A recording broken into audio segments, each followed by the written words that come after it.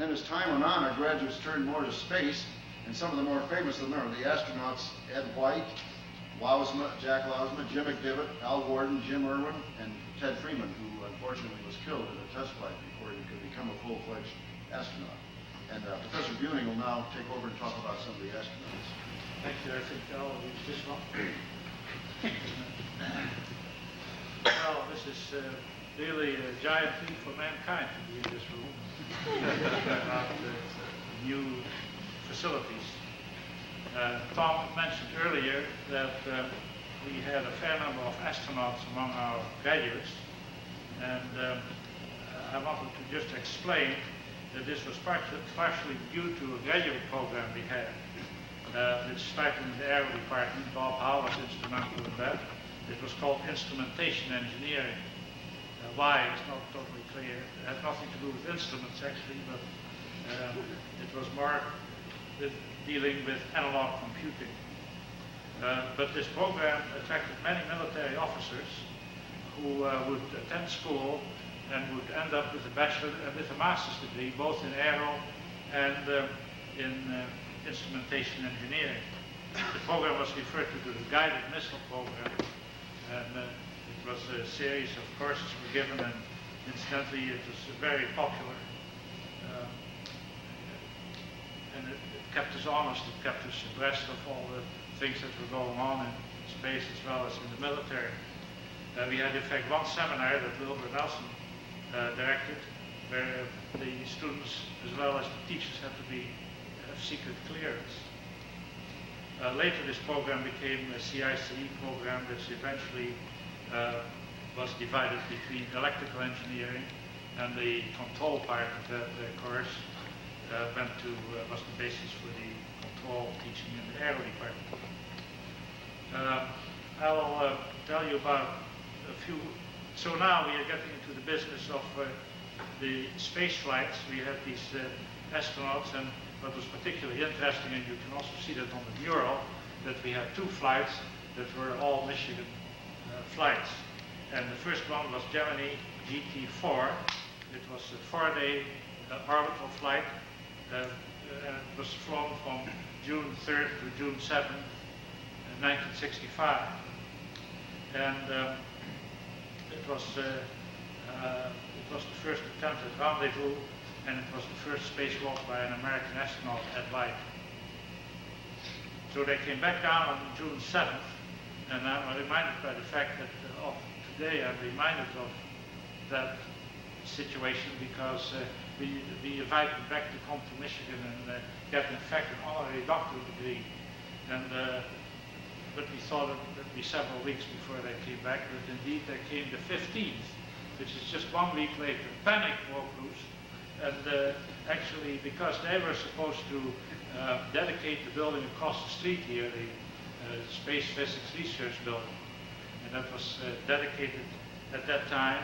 It was a jungle still, and the 15th was a Monday, and they had to put the saw in over the weekend. It reminds us a little bit of, it's not quite as bad now, but so they visited the campus. Among their activities was the dedication of that building, and in fact of the remnants of the visit, when you go in that building you see the ribbons that were cut and the commemoration of that.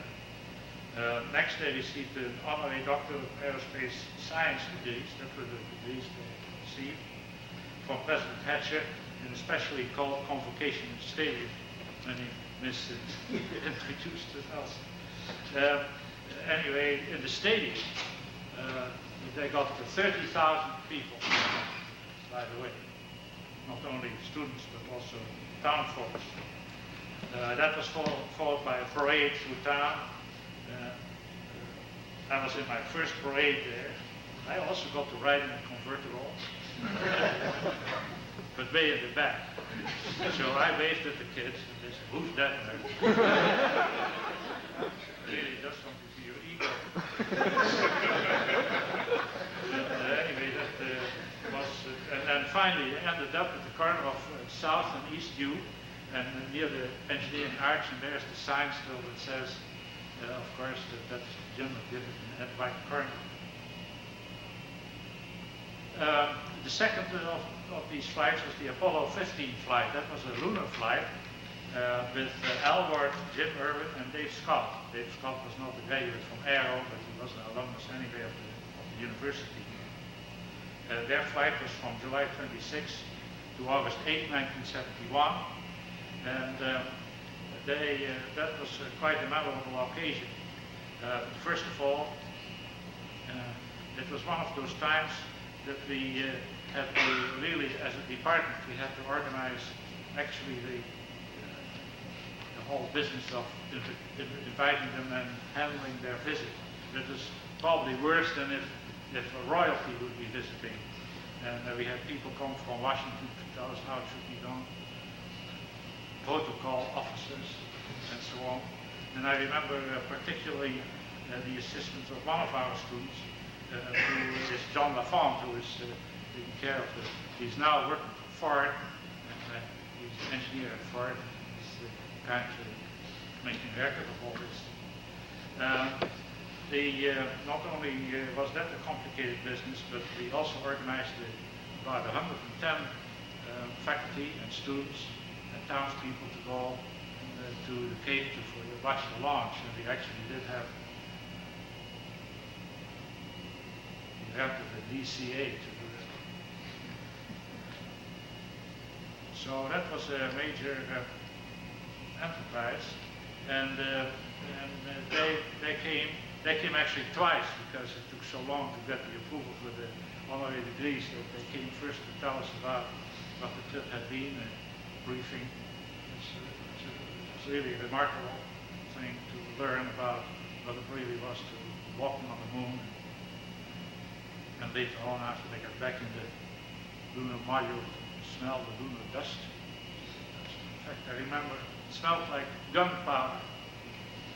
And anyway, that was a major, that was very interesting. They too got honorary degrees at the regular convocation. The last of the Michigan Space pioneers was Jack Lausma, who is now actually adjunct professor in the department. But he was famed for his 60 days in our first space station, Skylab 2. And that was that mission was from July 28 to September 26, 1973.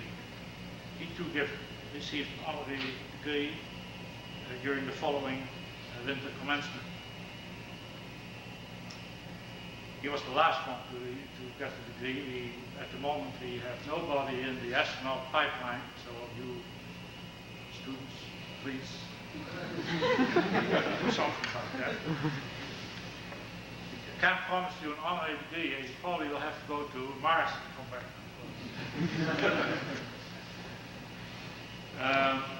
We did a lot of teaching in the course of time. We had several short courses that we gave to various astronauts in Houston.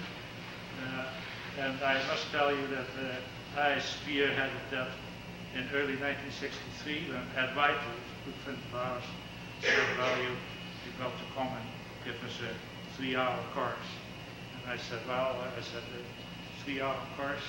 And he asked me how long would that take. I said, well, 3 times 10, 30 hours. And he said, we haven't got 30 hours.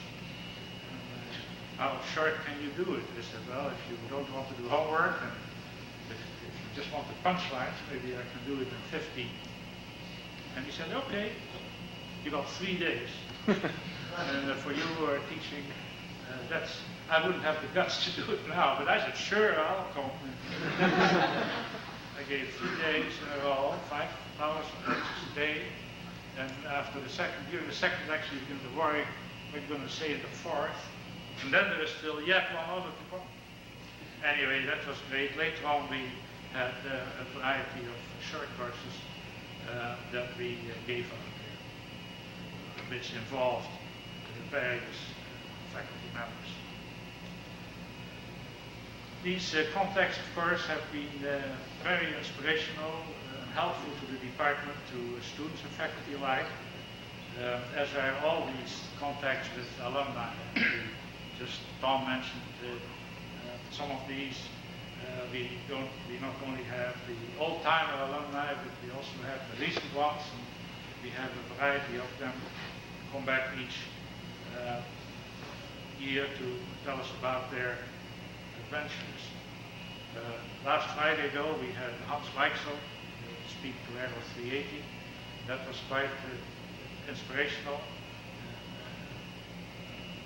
interesting to hear about his views on the near future of aerospace. What was interesting, he was from the class of 1943, and so he was here for his 50th reunion. And when he became a student, before he came to the university, he was a mechanic, aircraft welder, a pilot. And I must say, that seems like a good preparation to start studying this stuff. And then later Lewis Hawkins came in from Boeing, and he came flying in from Los Angeles in his, from Lockheed, I'm sorry, in his 48 Bonanza, which he himself has started, which is really, for someone who's 80 years old. I hope you all have a chance to actually meet these people as they come for the remainder of the festivities here.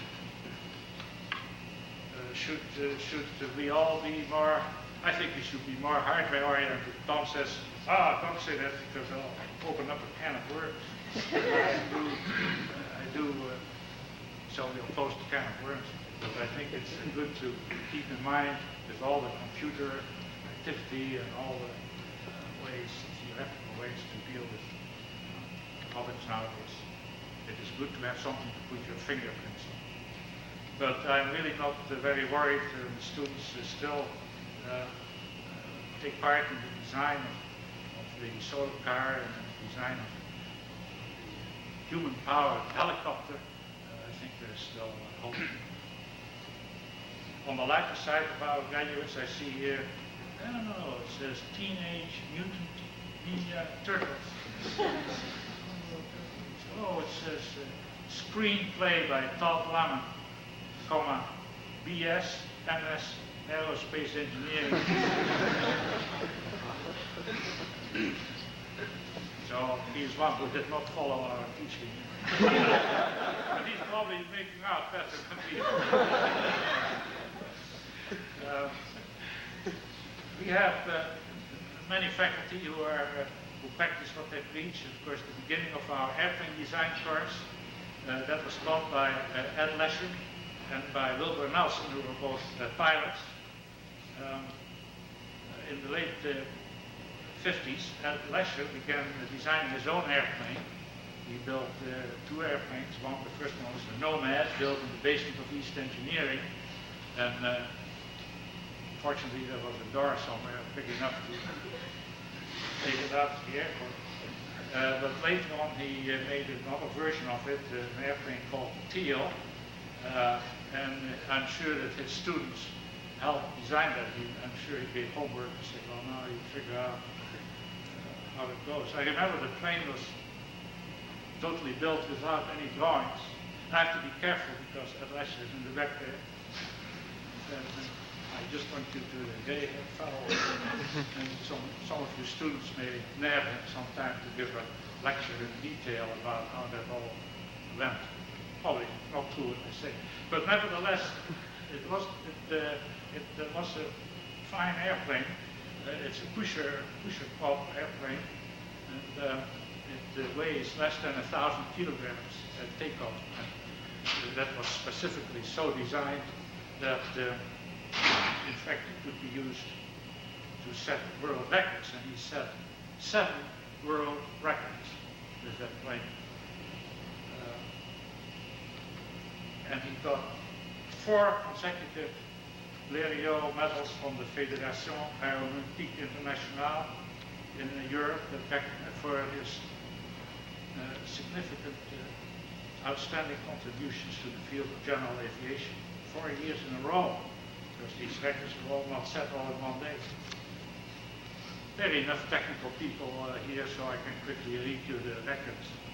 You would be interested. The first 3 were speed in a closed course. The record for 500 kilometers was 182 miles per hour. For 1,000 kilometers, 170 miles per hour. 2,000 kilometers, 142 miles per hour. And the closed course was between Lillehammer Airport and Muskegon. And I remember standing at the airport and waving Aero on as he went to Muskegon. I don't know how long it took, but probably an hour or so for him to make one circuit. Then he had a distance record of 1,555 miles, also in a closed course, also from Lillehammer to Muskegon. And then speed records for 173 miles per hour and a distance in a straight line this time of 1,835 miles. Well, so that was really a main contribution, and has put his stamp on the design courses. We had a great activity here at one time in the High Altitude Research Laboratory. Fred Bartman spearheading that with Les Jones, and it was a research activity to find out what the composition of the atmosphere at high altitudes is. There had many sounding rockets that fired from various parts of the world, various parts of the country, to determine what the atmospheric composition was. So the way they did that is that they sent up a bottle that was evacuated to high vacuum. And then they took it up to 100 kilometers, opened it up, closed it again, brought it back home. And now what? Because you can't open it up and see what's in it. So they had a very elaborate setup to a Rube Goldberg arrangement to really find out what was in the bottle.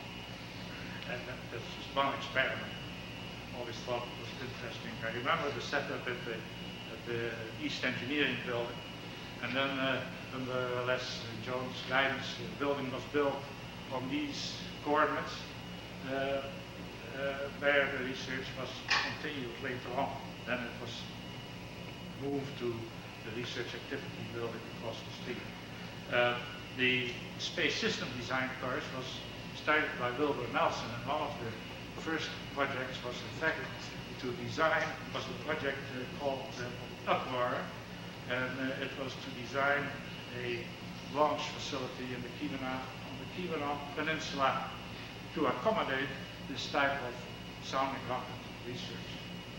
I think that they had several launches there, but now I'm told that the neighbors find it okay to launch rockets, but not in our backyard, so it is no longer active. We had in Aero, we've had in the course of time enrollment that went up and down, and one of our recruiting efforts in the early 70s, when our undergraduate enrollment was rather low, was a customized General Motors motorhome, which you still can see in the back of the parking lot sometimes. It was a motorhome that was equipped. It was given to the College of Engineering by Edward Cole, who was then the president of General Motors. It was equipped as a mobile display unit for the college and went to fairs and air shows with informational material from various engineering departments. But the Aero department had a first crack at all the good stuff that went in there, because it was the whole thing was run by Dick French, who's in the back there next to Leslie, and he had several items in that truck that he had designed, notably an orbital simulator and a small simulation of the lunar lander with analog computation, analog computer. And I think that was one of the first video games. I knew we should have made something of that.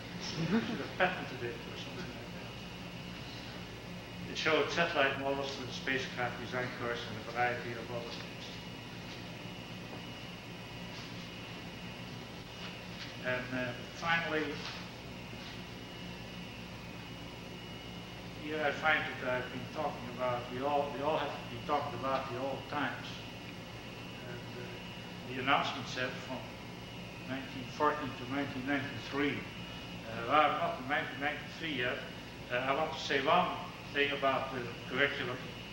The curriculum has advanced with the department just as it grew, graduate as well as undergraduate courses. We have, of course, the new courses in computation fluid dynamics. We have airplane performance course that now is brought from summer offering into a regular semester. And we have the new space dynamics course. My heart is close to Aero 200 because I taught that many times. I took it once in 1946 when it was still called Aero 1. Then it became Aero 100, Aero 200, and I'm very pleased that now it has been upped from a 2-hour course to a 3-hour course. So I think let that comment be my symbolic contribution to the curricular matters. I have given you some anecdotal accounts of the exciting things that have happened here. History is in the making right this very minute as we speak. And you can't see it, but I have a picture here of, you can't see it of course, but there's Tom Edison, very small. At the side, at like a huge canyon. It's actually the first time that the bulldozers came and made a hole in the ground. And I can't think of a better person to continue this discussion than Tom.